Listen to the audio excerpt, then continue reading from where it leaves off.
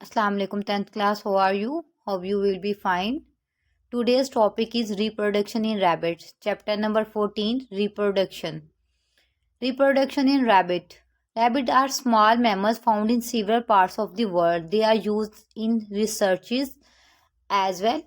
They are used in research as experimental animal. Experimental animals ऐसे animals होते हैं जिन पे हम एक्सपेरिमेंट कर सकते हैं, जिनको हम एक्सपेरिमेंटल पर्पसेस के लिए यूज़ कर सकते हैं. फॉर एग्जाम्पल, हमें ह्यूमन बींग से रेलिवेंट कोई एक्सपेरिमेंट चाहिए तो हम उसको डायरेक्टली ह्यूमन बींग पे अप्लाई नहीं कर सकते, क्योंकि किसी इंसानी जान को कत्ल करने के बराबर है, क्योंकि कुछ भी हो सकता है एक्सपेरिमेंट. इसलिए हम इस एक्सपेरिमेंट को पहले छोटे ऑर्गेनिज्म पे यूज़ करते हैं, ताकि हमारा अगर एक्सपेरिमेंट अच्छा नहीं जाता, वो फेल हो जाता है, तो हमारे पास किसी जान का लॉस ना हो. हम मतलब ह्यूमन बींग के अलावा बाकी जानों को लॉस बियर कर सकते हैं, लेकिन ह्यूमन बींग को नहीं. तो हम एक्सपेरिमेंटल एनिमल्स यूज़ करते हैं, जिसके अंदर फ्रॉग है, मैमल्स में हमारे पास रैबिट है, इसके अलावा मंकीज़ हैं. इसके अलावा हमारे पास सबसे ज़्यादा रैट को हम as a experimental animal use कर सकते हैं. Now coming towards our topic, male reproductive system. Male reproductive system और रैबिट का जो मेल रिप्रोडक्टिव सिस्टम है, बेसिकली 3 पार्ट पे कंसिस्ट होता है. The male reproductive system of rabbit consist of pair of testis. First is pair of testis. Testis क्या है? Testis हमारे पास मेल रिप्रोडक्टिव ऑर्गन्स हैं. ठीक है जी. टेस्टिस क्या है? Male reproductive organ. अब टेस्टिस के अंदर क्या बनता है? टेस्टिस के अंदर बनते हैं स्पर्म्स. टेस्टिस के अंदर बनते हैं sperms. Third is associated ducts. इसके बाद हमारे पास आता है एसोसिएटेड डक्ट्स. हमारे पास एसोसिएटेड डक्ट्स होते हैं. डक्ट्स के नाम से हमें पता चल रहा है कि कुछ नालियाँ होंगी, कुछ हमारे पास कनेक्शन होंगे जो कि एसोसिएट होंगे, एक दूसरे के साथ जुड़े हुए होंगे. और ये डक्ट्स क्या करती हैं? Transport sperm to the external genitalia. अब ट्रांसपोर्ट करती हैं स्पर्म को external genitalia. Genitalia basically outer sex organs के लिए टर्म यूज की जाती है, genitalia. And gland that add secretion to sperm. और इसके अलावा जो हमारे पास थर्ड चीज़ होती है वो होता है ग्लैंड. उसके अंदर क्या होता है? वो क्या करते हैं? हमारे पास सिक्रीशन ऐड करते हैं टू स्पर्म्स को. तो ओवरऑल हम कह सकते हैं male reproductive system rabbit 3 parts में कंसिस्ट होता है. Pair of testis, associated ducts and external genitalia and the glands. अब first of all we will study the testis. अब टेस्टिस क्या होती हैं? टेस्टिस हेडिंग देंगे आप. Testis are located in a bag of skin called scrotum. अब यहाँ पे हमारे पास एक नई टर्म आई, scrotum, that hang below the body, जो कि बॉडी से नीचे लटक रहा होता है. टेस्टिस क्या होती हैं जी? हमारे पास एक बैग ऑफ स्किन होती हैं. इसको कहते हैं स्क्रोटम. उसके अंदर क्या होती हैं? बॉडी से नीचे की तरफ लटक रही होती हैं. Each testis consist of a mass of coiled tubules called seminiferous tubules. अब टेस्टिस के अंदर क्या होती हैं? कॉइल्ड ट्यूब्यूल्स, जिनको हम कहते हैं सेमनीफेरस ट्यूब्यूल्स.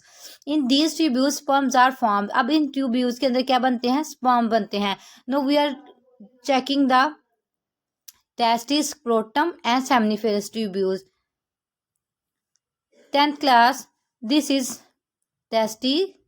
ठीक है. अगर इसके अंदर आई एस होगा तो ये सिंगुलर होगा, और अगर इसके अंदर ई एस होगा एंड पे तो ये प्लूरल होगा हमारे पास. This is testes, singular testis. Scrotum, ये देखें जी, आपको नज़र आ रहा होगा पिक्चर में. ये क्या है? एक स्ट्रक्चर जो बॉडी से बाहर को हैंग हुआ. This is scrotum. अब स्क्रोटम के अंदर है टेस्टिस, और टेस्टिस के अंदर होती है सेमनीफेरस ट्यूब्यूल्स. तो ये ऐसे कॉइल ट्यूब्यूल्स होती हैं इसके अंदर, और इनके अंदर क्या होते हैं? स्पर्म प्रोडक्शन होती है. इनके अंदर क्या होती है? Sperm production. Now we are going to the next part, which is associated ducts. अब हमारे पास यहाँ पे जो टॉपिक स्टार्ट हो रहा है वो है associated ducts. When sperms are mature they accumulate का मतलब होता है इकट्ठे होना, कलेक्ट होना. They accumulate in the collecting ducts. वो कलेक्टिंग डक्ट्स में कलेक्ट हो जाते हैं, इकट्ठे हो जाते हैं ऑफ टेस्टिस में. And then pass to epididymis. तो फिर किसके पास चले जाते हैं? एपिडिडमस में.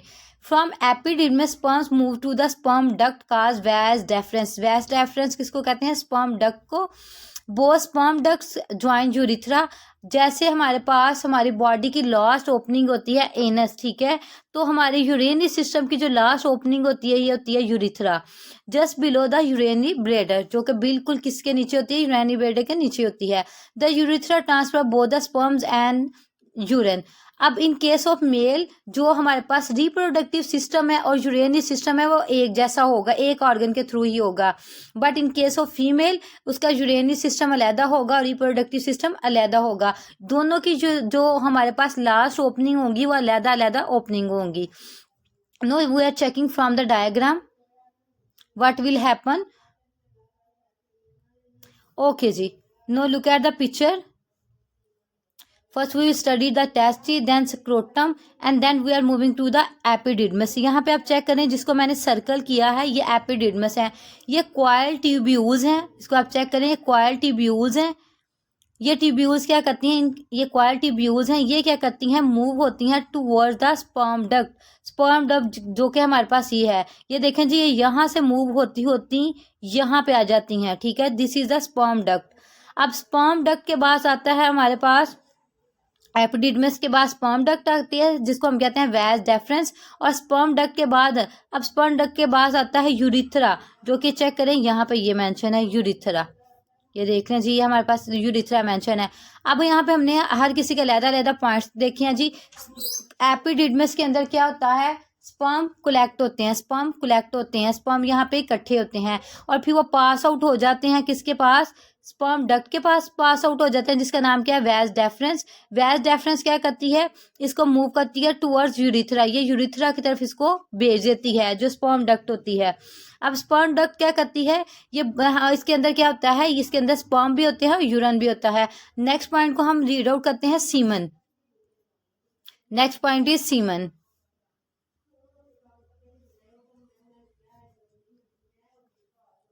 सीमन, सीमन, अब हमारे पास सीमन क्या होता है, सीमन यहाँ पे अब हेडिंग देंगे सीमन की। Semen is a material containing sperms in the fluid. Semen के अंदर क्या होते हैं, स्पर्म्स होते हैं इन अ फ्लूइड। अब सीमन की कंसिस्टेंसी क्या होती है कि इसके अंदर 10% स्पर्म होते हैं और 90% फ्लूइड होता है। As the sperm pass down the ducts from testis to urethra the associated glands and various secretion. अब जैसे ही स्पर्म पास होते हैं वैज डेफरेंस से यूरिथ्रा की तरफ, तो इसके अंदर कुछ ग्लैंड्स अपनी सिक्रेशन को थ्रो करते हैं। अब यहाँ पे हम हेडिंग कोड करेंगे ग्लैंड्स की, जिसमें पहला ग्लैंड होगा सेमिनल वेजिकल। सेमिनल वेजिकल क्या करता है, ये सिक्रीशन प्रोड्यूस करता है जो कि प्रोवाइड करती है nutrients to sperms. Prostate gland, prostate gland क्या करता है, प्रोस्टेट ग्लैंड सिक्रीशन प्रोड्यूस करता है जो कि न्यूट्रलाइज करता है एसिडिटी ऑफ फ्लूइड को। फ्लूइड कौन सा, यहाँ पे सीमन जो है एज अ फ्लूइड बिहेव कर रहा है। Next is Cowper gland, Cowper gland produce secretion that lubricate the ducts, ये लुब्रिकेट क्या करता है, डक्ट्स को।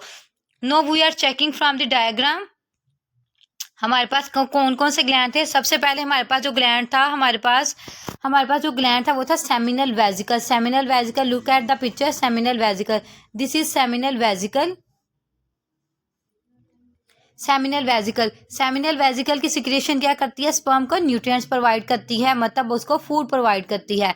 Next is prostate gland, this is prostate gland, this is prostate gland. Prostate gland क्या करता है, हमारे पास जो स्पर्म होते हैं उनको क्या करता है, उनको न्यूट्रलाइज करता है, उनकी एसिडिटी को न्यूट्रलाइज करता है। Next is and the last one is Cowper gland. Cowper gland यहाँ पे मेंशन हुआ है। कॉपर ग्लैंड क्या करता है, लुब्रिकेट करता है डक्ट्स को। This now 10th class, this is all about the male and male reproductive system of frog and now you have to make diagram and practice the diagram as well. जब आपको paper में इसको question आएगा तो आप इसकी theory के साथ इसकी डायग्राम मस्ट ड्रॉ करेंगे, देन ही आपको इसके मार्क्स मिलेंगे, अदरवाइज आपको फुल मार्क्स नहीं मिलेंगे।